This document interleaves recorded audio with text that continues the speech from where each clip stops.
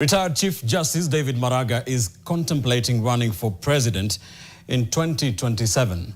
Maraga has decried corruption, which he says has bedeviled the country, promising to ensure that the rule of law is followed if he is elected president. And TV's David Mothoka now reports on Maraga's first ever announcement regarding the 2027 presidential contest and his scathing attack on the current head of state over the state of the country's governance. In recent months, there has been a push on social media for retired Chief Justice David Kenani Maraga to run for the presidency, with those rooting for his leadership describing him as a man of integrity. Maraga himself has kept his cards close to his chest until today, when he broke his silence over whether he will be on the ballot in an exclusive interview with NTV on the sidelines of the ongoing People Dialogue Festival. Maraga revealed that the idea to join the 2027 presidential race has indeed crossed his mind. I'm thinking about it, and I'm asking you, what type of leader do you want? What type of leaders do the people of Kenya want? What are the issues that the people of Kenya should address going forward? And as I said, this is a political conversation. We are all involved in this conversation to see what can be done for the good of our country.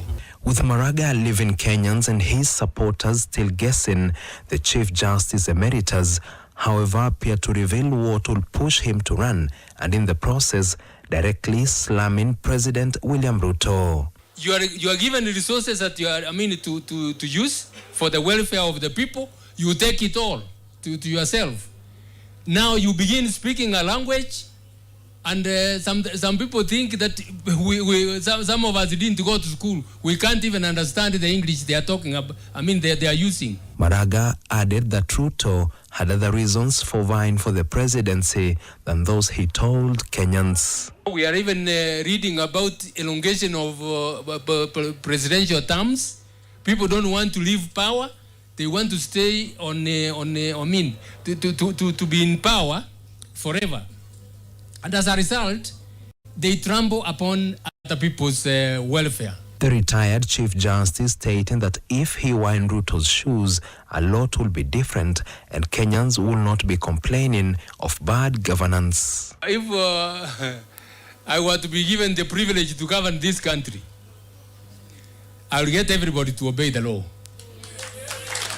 The moment you have everybody obeying the law, everything will fall into place. And that's the only problem we have. The moment you get everybody obeying the law, the question of money not going through the consolidated fund will end. The moment of diverting funds from a given project to another will end.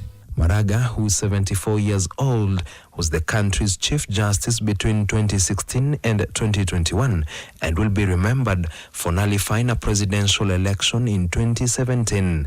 Will he also historically become the country's first former Chief Justice to vie for the presidency? Although the retired Chief Justice has yet again failed to come out clearly on whether he plans to throw his hat in the ring, his political movements seem to suggest that the retired Chief Justice could be planning to give President William Ruto a run for his money in the 2027 presidential contest.